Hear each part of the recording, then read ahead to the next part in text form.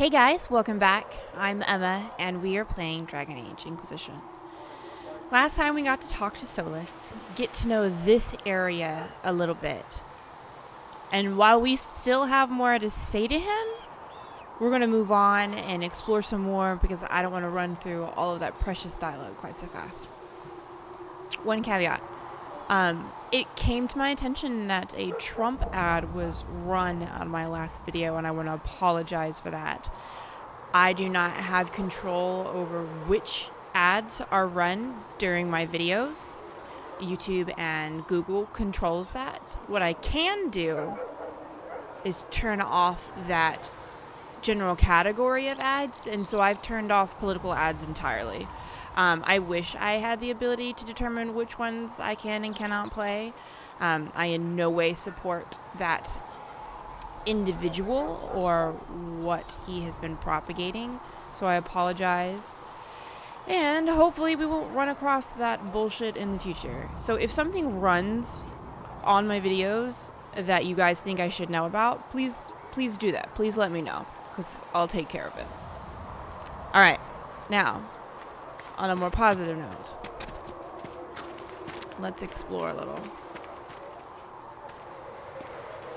The Singing Maiden. Have you ever heard the story of King Bedwyr? Bedwyr, like most kings, was a man of great pride who expected nothing but complete loyalty from his subjects. He believed the best way to achieve this was through fear. After all, those who feared him would never cross him or question his rule. Most importantly, those who feared him would always seek to please him. God, this is just... I didn't do this on purpose. I didn't come here after that conversation and read this on purpose. This is just what was here.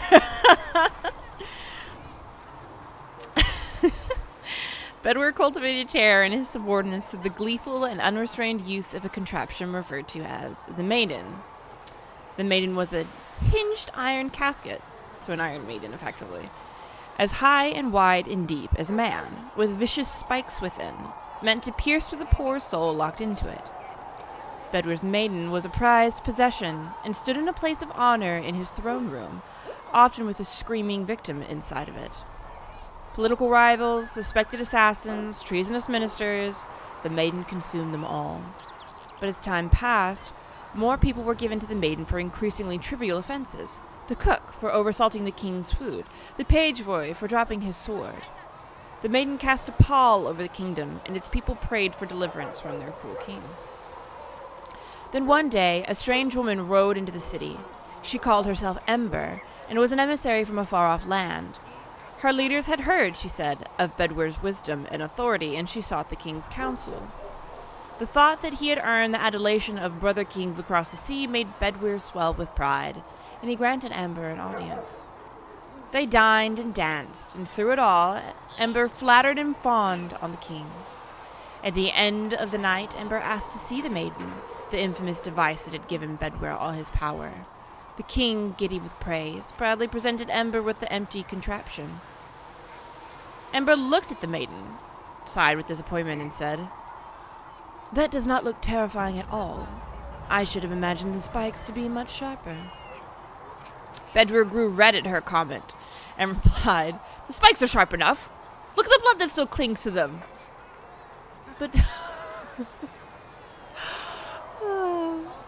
but it's so small, said Ember. Are only children and women its victims? God, I love the allegory. Unintentional, my dudes. Unintentional. I could not have arranged this more perfectly. But it is perfect. Bedwyr grew redder still, his toupee askew, and replied, "Of course not. The maiden has devoured many men." Ember shook her head and said to the king, "I do not believe it. Surely no warrior could fear this thing. A man like yourself, tall and muscled, with perfectly normal-sized fingers, would not fit in." The king laughed and saw a way to prove the merit of the maiden to Ember. "I will show you how easily a man like myself could fit," he said. And with that, he stepped into the device. But Ember was waiting. And no sooner had Bedwyr squeezed himself into the iron casket than Ember slammed it shut on him. Ember took the maiden, with the screaming Bedwyr inside, through the castle and down into the city.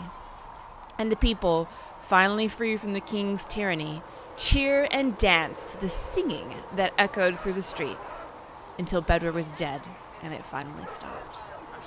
A tale often told in the Singing Maiden Cavern. Well, I guess we know how it got its name. Have you heard about the refugees out in the hinterlands, near Redcliffe? Hard going. The mages and the Templars put a lot of people out of their homes.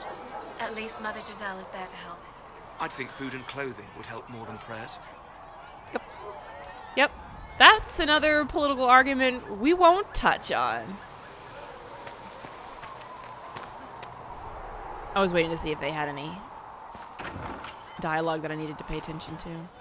So I don't remember being in here much on my first playthrough. At our next location, absolutely. Yes, sir. Meriden. Isn't that her name?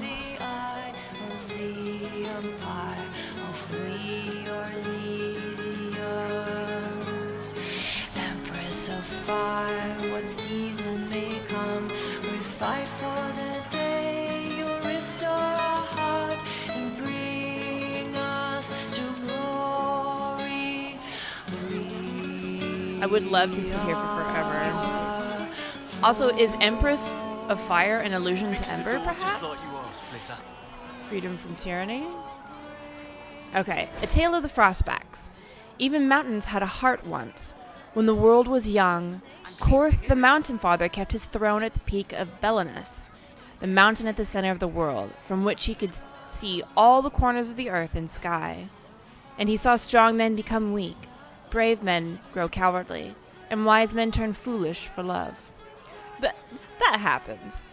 Korth devised a plan that he might never be betrayed in his own heart, by taking it out and hiding it where no soul would ever search for it. He sealed it inside a golden cask buried in the earth, and raised around it the fiercest mountains the world had ever seen, the frostbacks, to guard it. But without his heart, the Mountain Father grew cold. His chest was filled with bitter mountain winds that shrieked and howled like lost souls. Food lost its flavor, music had no sweetness, and he lost all joy in deeds of valor. He sent avalanches and earthquakes to torment the tribes of men. Gods and men rose against him, calling him a tyrant, but with no heart, Korth could not be slain. It's like the precursor to Horcruxes. Actually, this is probably post-Harry Potter, if I believe.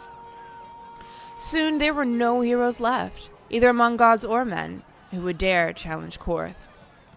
The Lady of the Skies, oh, this is Avar lore, sent the best of her children, the swiftest, the cleverest, the strongest flyers, to scour the mountains for the missing heart, and for a year and a day they searched. But sparrow and raven, vulture and eagle, swift and albatross returned to her with nothing.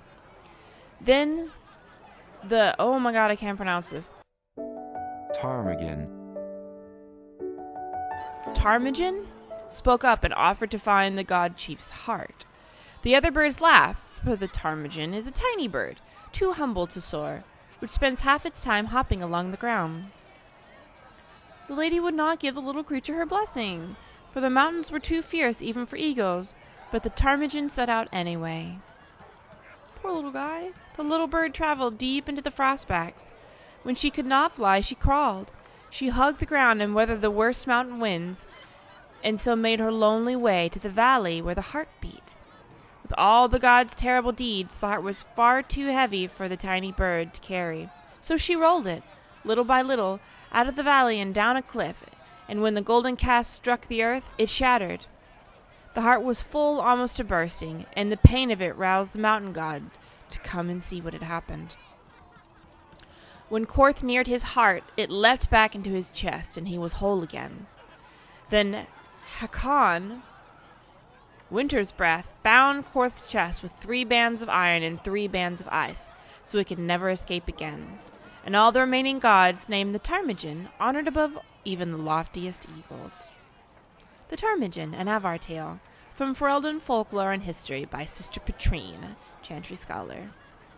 So cute! Master Harric said I should go back right away. Alright. Cannot talk. Can we talk to anybody? we could talk to Flissa. Right. That's why. Oh, Maker, you're here. You're the Herald of Andraste. And you were sent to shame us for mistreating the elves. I pay my elves good and proper, you should know. Friend of the alienage and all, and... I mean, I'm Flissa. Can I get you... Now. I can get on board with being the harbinger of the elves. I will accept that title. I'm not from an alienage. I'm Dalish. Oh, right. Of course. Because of the things on your face. Yes. As I said, I'm Flissa. The Inquisition soldiers needed a place to unwind, so Leliana brought me in to set up a tavern. Nothing fancy, but it's safer for the soldiers than looking for trouble in some village. You said Leliana asked you to run an Inquisition tavern. How did you meet? Dumb luck, mainly. I managed an inn back in Denerim. When I heard interesting gossip, I'd pass word to Leliana. Sometimes it was helpful. She asked if I wanted to own my own tavern, and I said yes. I didn't realize she meant this. What can you tell me about this area? Adan is Haven's apothecary. He's been making potions and tending to the wounded as best he can. Harris is the Inquisition smith. Whatever he can make you, Thren the quartermaster can probably find. And for anything fancier, you can try buying from Segrit. His prices aren't too high. Yes? Oh, there's also Minave. She studies beasts and things, as I understand. Farewell. Goodbye. Oh, we're collecting songs. I really like this one. So when I'm working and like writing contracts and stuff, I definitely put on the Inquisition soundtrack just to like mellow out. Usually it's the instrumental stuff, like the actual. I can't talk to any of these people. The instrumental stuff, so I don't have to listen to words as I write words because it's difficult for my brain to process. I can't talk to any of these people. Oh, okay. Bye, music.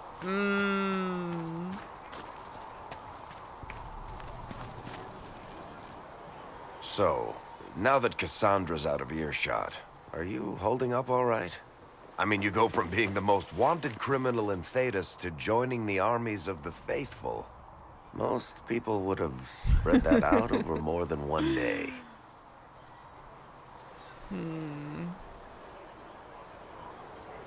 I'm just glad I'm still standing after all that. I still can't believe you survived Cassandra. You're lucky you were out cold for most of her frothing rage. For days now, we've been staring at the breach, watching demons and maker knows what fall out of it. Bad for morale would be an understatement. I still can't believe anyone was in there and lived. If it was that bad, why did you stay? Cassandra said you were free to go. I like to think I'm as selfish and irresponsible as the next guy, but this... Thousands of people died on that mountain. I was almost one of them. And now there's a hole in the sky. Even I can't walk away and just leave that to sort itself out. It's pure luck that I escaped. Good luck or bad? You might want to consider running at the first opportunity. I've written enough tragedies to recognize where this is going. Heroes are everywhere. I've seen that. But the hole in the sky... that's beyond heroes. We're going to need a miracle. I love his outfit in this. Can we talk to you more, Varric? Need something? Ooh, let's pick one and talk to him about it. And I have to go with Hawke. I read your Tale of the Champion, and I have a few questions. That's a pretty common reaction. Go ahead.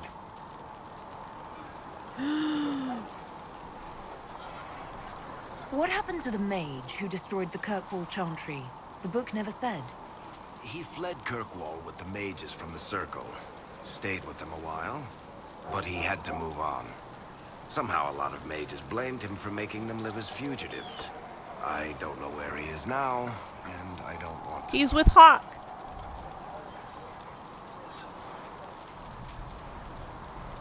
Where are the rest of Hawke's associates now? Meryl decided to look after the elves left homeless by Good. fighting. She's done a pretty good job of keeping them away from the mages and Templars, so far. I guess she has plenty of practice avoiding stupid human battles with her old Dalish clan. Isabella went back to the Raiders. She's calling herself an admiral now.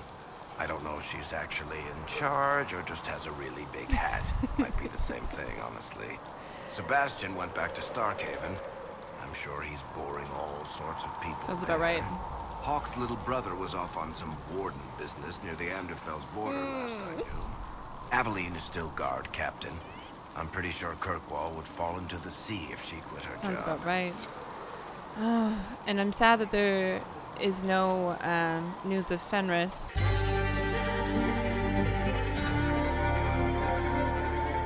Because we had to kill him. And that was probably the action I regretted most in the entire playthrough. Like, I wish we just could have talked about it. Like, give me the ability to reason with him. He's not super reasonable, but, like, it didn't have to come to that. Need something? I read your Tale of the Champion, and I have a few questions. That's a pretty common reaction. Go ahead. Okay, what else do we need? There's no way Hawke really could have killed the Arishok. It would have started a war with the Kunari. I was told later that the Kunari disavowed his actions.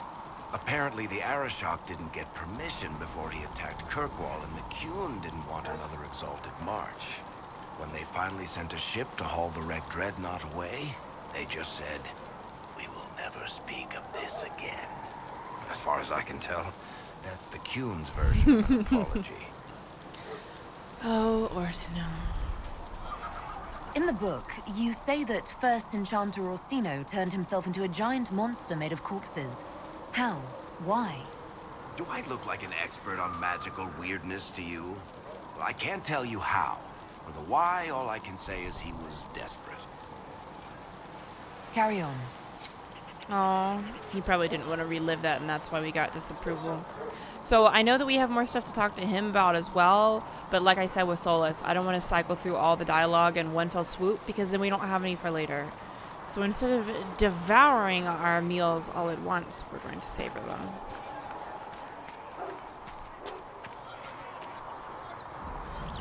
I like his hair. Okay, let's figure out what's in here. I know I skipped that area beneath us. We'll get to there. Oh, I thought there were bees in that. Patient observations, day 3. Less thrashing. Some response to stimulus. Vitals seem solid.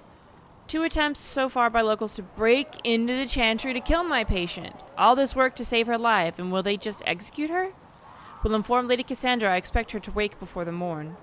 Yikes. That's rude as fuck. Nothing more. Okay. I don't know how thoroughly we have to explore things. I'm playing Borderlands with Merlin right now, and I'm like super anal about exploring every nook and cranny, because that's where all the loot is, yeah? Woof. Let's get out of here. Camera angles. Woof. Okay. So, I don't want to talk to Liliana because I need to make sure that what I have to say is the right thing to say, because So we're heretics, just like that. Should we surrender or... Don't be foolish. We are the Chantry, as much as any Grand Cleric. That prattle from Val Royale isn't the word of the Maker. It's politics. I mean, she's not wrong. Who can we talk to here? Do you think the mages will be able to seal the breach? I heard some speak of using the Templars instead. Oh. I suppose that would work as well. No. Why would that work? Okay. Now, this is the first time I've talked to Thren. Master Harry said that without more ore, he won't be able to get blades for the recruits. Tell Master Harry that ore doesn't grow on trees. Yes, Mom. I think he knows, Mom. He talked about how we have to dig it up. Oh my god. I haven't talked to Thren after playing Origins, so this is going to be an entirely new light. If you're here to clean, Hess can get you a bucket and a broom. Anyone calls you knife here, come to me. Oh, thank you. Oh, you're her. Thren. Inquisition Quartermaster. I'm doing what I can to supply this mess. If you find what I need to fill one of my requisitions, I'd appreciate you bringing it in. What did you mean when you mentioned requisitions? I'm making this Inquisition run with what we have, but we're not a real army. We're stretched thin on materials, so I've put up a requisition list for anything that could help our people. Here, take a look. You find some iron and a good logging site, maybe Varric can get our troops better weapons. If I have material for a special order, do I bring it to you? Just take it over there. One of my boys will take the materials or jot down what you found. What do you do here? I make sure the Inquisition troops have food in their bellies and iron in their hands. Both are important. Lots of people expecting us to be heroes, marching all day to fight the demons. Turns out heroes need to dig latrines just like everyone else. How does someone end up as quartermaster for the Inquisition? I served for Eldon under Ten Logain MacTier, best commanding officer this world has ever seen. After they all turned on him at Denerim, though, there wasn't much use for people who held that opinion. King Alistair offered my services to the Inquisition, probably to get rid of me.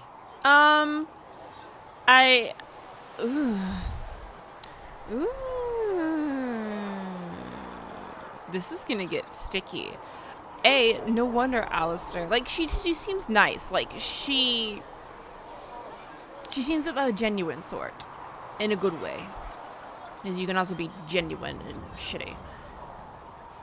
She said, don't let anyone call you knife ears or else report to me the gist of that statement before she knew that we were the Inquisitor. So that's reassuring. But yeah, Logain... Now, I haven't read The Stolen Throne. That's like... I haven't read The Stolen Throne or The Last Flight. The ones that precede DA2. I only read the ones after DA2. So I don't have the context and background for Logain. I still think he's a dirty traitor. I don't know how much Lavellan would know about that. I don't think it's entirely terribly much, or she would care, but I know. And I don't think she would say, I'm glad you believe in him. I mean, I don't want to go in hard, so I guess this is where we lie, in the middle. With that attitude, I can't imagine how you made enemies in Denerim. People just don't want to hear the truth. I was at Ostagar, and I know what really happened. King Kaelan overextended his position, and the Grey Wardens were too late lighting the signal. Following the original plan would have gotten everyone killed.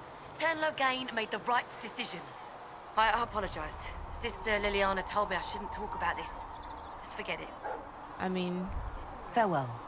Make her go with you. Liliana is right in the way that it's probably not going to go well for her. Okay, so we just need the logging stand for that. If you find anything we need, let me know. Okay. So we'll head down to Segret. No more chat. I'm missing a lot of people. Who am I missing? So Cullen and Cassandra are down... oh, is that for me? Cullen and Cassandra are down sparring. Go down this way. Outside the gates. So is this Segret? Okay, we'll do Segret and then we'll be done for today.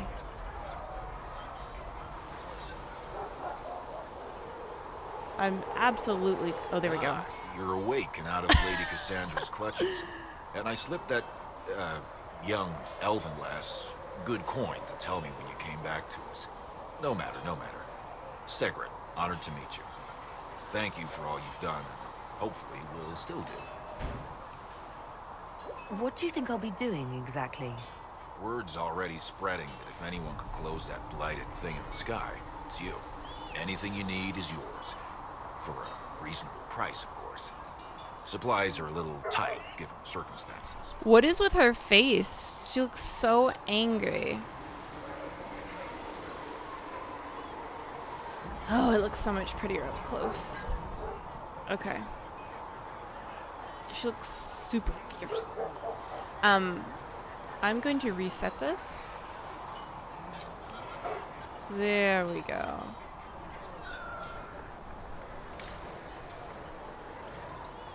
Okay, this also works.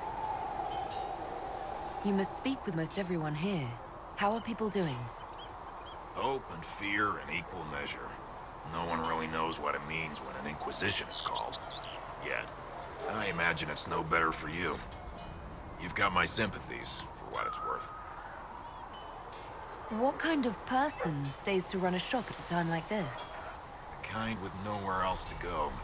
Those blasted demons destroyed most of my goods. If I stay here, work some contacts, I can start rebuilding. Maybe, just maybe, help you folks out in the process. Can I see what you have for sale? Of course. My wares are at the table. There we go. That was a wonky little bit of programming there, but I'm wondering how much my mods actually affect things. I'm trying not to let it, like... I didn't do too terribly many, so it wouldn't overload or whatever, but... Alright. We didn't even have that much codex entries today. Have that many codex entries today. So we'll travel around and explore the rest of Haven next time. We'll go through and talk to whoever else still needs to be talked to. I know we're missing Cullen and Cassandra and Liliana. Next time I'll have Liliana's dialogue stuff prepared because I know I want to soften her and make her divine. That's my intent here. I did Cassandra the first time because she seemed very reasonable and logical, and so I assumed her logic would follow my logic. Not necessarily true. And she just kind of kept the status quo, and even then, before I had played the other two games, I knew that we needed change, and we needed positive change, encouraging change, uplifting change. So I hope that you guys have a great rest of your day, and I will see you next time.